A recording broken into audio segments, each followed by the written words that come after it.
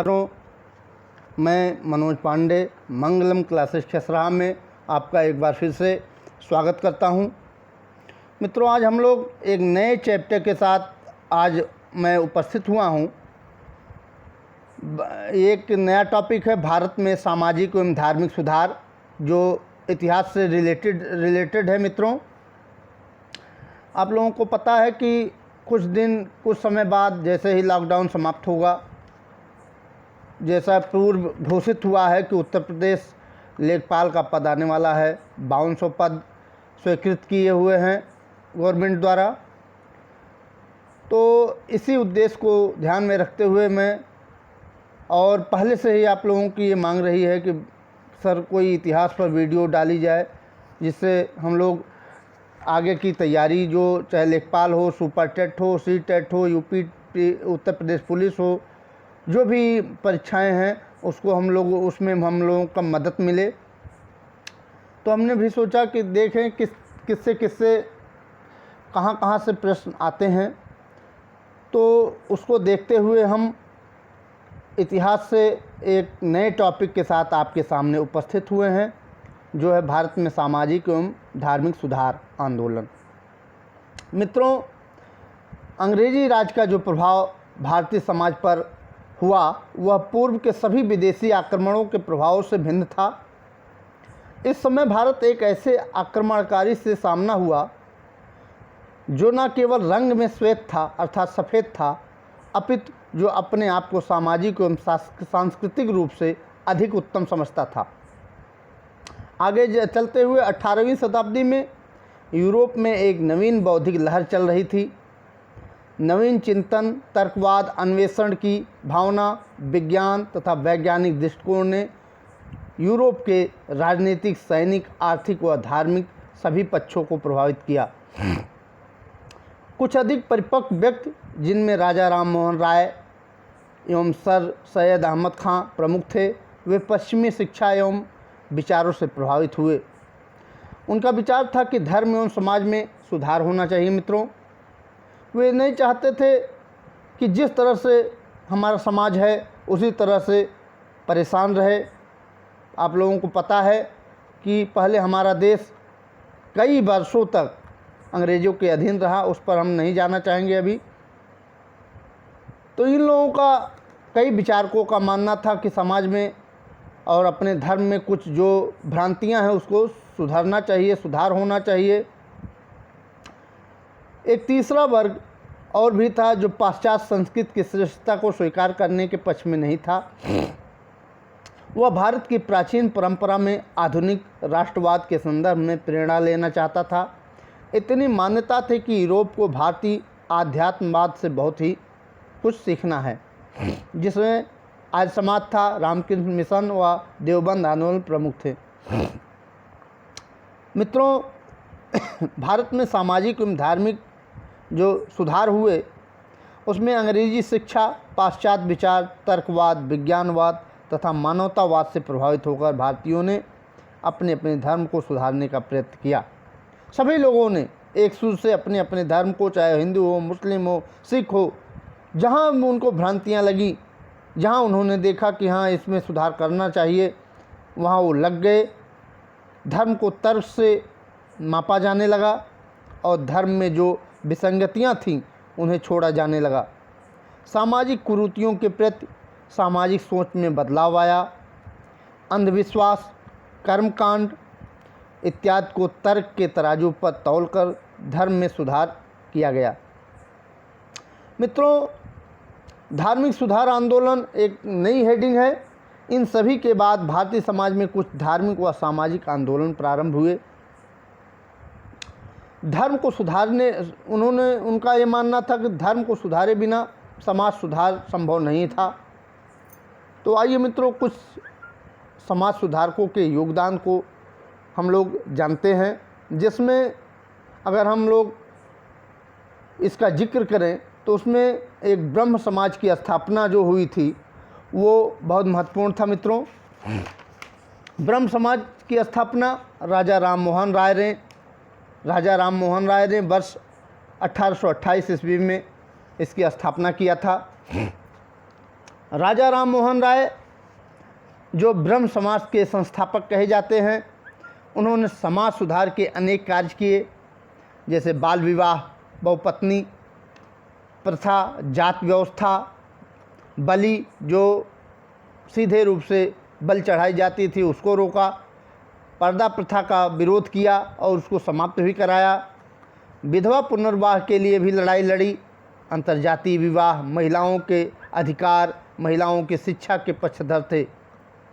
मूर्त पूजा तथा व्यर्थ के कर्मकांडों में उनका विश्वास नहीं था।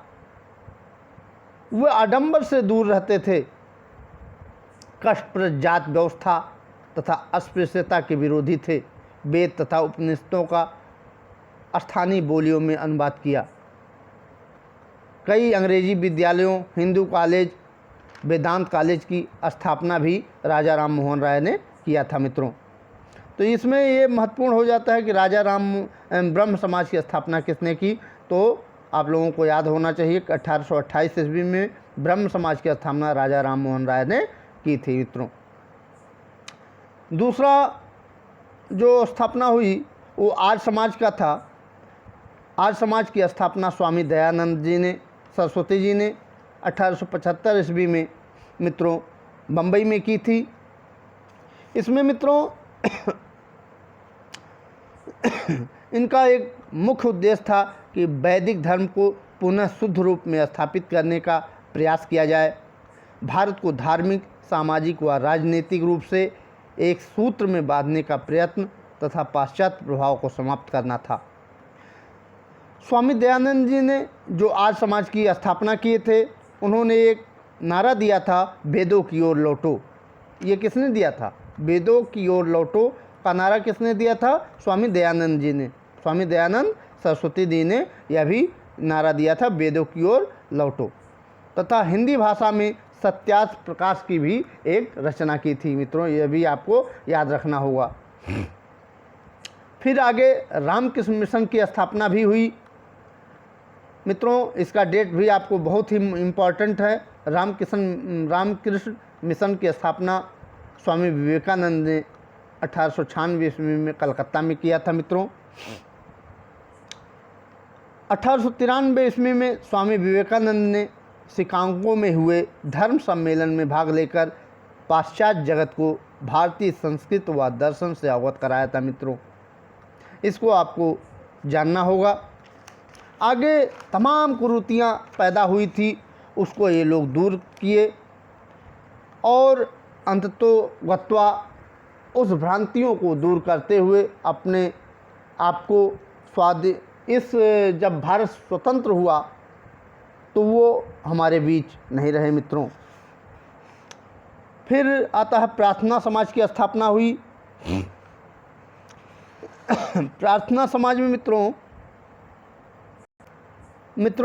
प्रार्थना समाज की स्थापना डॉक्टर आत्माराम पांडुरंग द्वारा 1867 ईस्वी में मुंबई में किया गया था मित्रों। इसमें आचार्य केशव चंद्र सेन की प्रेरणा से महादेव गोविंद रानाडे ने व आत्माराम पांडुरंग द्वारा इसकी स्थापना की थी बम्बई में। इसकी स्थापना का उद्देश्य ये था कि जात प्रथा का विरोध किया जाए और एक जो मुख्य बिंदु था, स्त्री पुरुष विवाह की आयु में वृद्धि किया जाए। जो कम एज में विवाह हो जाते थे उसमें ये मानना था लोगों का कि जब अधिक आयु होगी तब अगर शादी किया जाए तो अच्छा रहेगा, तथा विधवा विवाह और स्त्री शिक्षा को भी बढ़ावा देने का व्यवस्था की गई थी मित्रों। आगे देखते हैं मित्रों, विधवा पुनर्विवाह अधिनियम। यह भी पूछता है मित्रों बहुत ज़्यादा कि विधवा पुनर्विवाह अधिनियम किस वर्ष लागू किया गया था।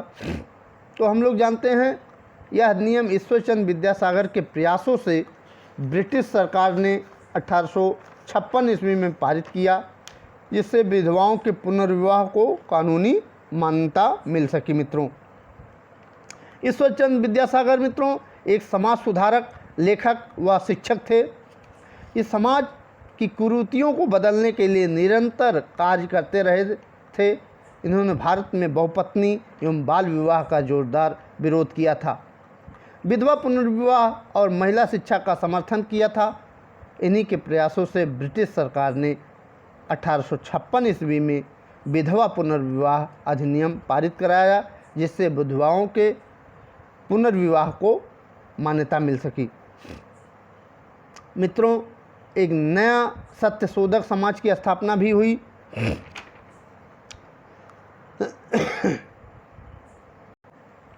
मित्रों, सत्यशोधक समाज की स्थापना दलित महिलाओं के विकास के लिए इस संस्था का गठन ज्योतिबा फुले ने 1873 ईस्वी में महाराष्ट्र में किया था। मित्रों, एक ये चीज़ और आपको ध्यान रखनी होगी कि ज्योतिबा फुले का पूरा नाम क्या था। तो ज्योतिबा फुले का पूरा नाम था ज्योतिराव गोविंद राव फुले। ज्योतिराव गोविंद राव फुले था उनका जो पूरा नाम था। उन्होंने सितंबर 1873 ईस्वी में महाराष्ट्र में सत्यशोधक समाज की स्थापना किया था। ज्योतिबा फुले ने मित्रों दलित माने जाने वाले लोगों की समस्याओं को संबंधित नाटक तथा पुस्तकें भी कई लिखी हैं। उन्होंने दलित एवं महिलाओं के विकास के लिए भी शिक्षा की व्यवस्था की और कई विद्यालय खोले। मित्रों, आगे देखते हैं साइंटिफिक सोसाइटी की स्थापना। इसकी स्थापना सर सैयद अहमद खान ने 1864 ईस्वी में मित्रों किया था। वे मुसलमान में पर्दा प्रथा, बहुविवाह, आसान तलाक व्यवस्था के खिलाफ थे। इन्हीं के द्वारा मित्रों एक कॉलेज जो आज अलीगढ़ मुस्लिम विश्वविद्यालय कहलाता है, इनके द्वारा अलीगढ़ में एग्लो ओरिएंटल विद्यालय ही खोला गया था, जिसका बाद में ये अलीगढ़ मुस्लिम विश्वविद्यालय नाम हो गया। पहले इसका क्या नाम था? अलीगढ़ एंग्लो ओरिएंटल विद्यालय, और उसी को बाद में ये अलीगढ़ मुस्लिम विश्वविद्यालय का नाम दे दिया गया। तो आज इतना है मित्रों, फिर कल एक नए चैप्टर के साथ आपके समक्ष उपस्थित होंगे। तब तक के लिए धन्यवाद। आपका दिन शुभ हो। नमस्कार, शुभ रात्रि।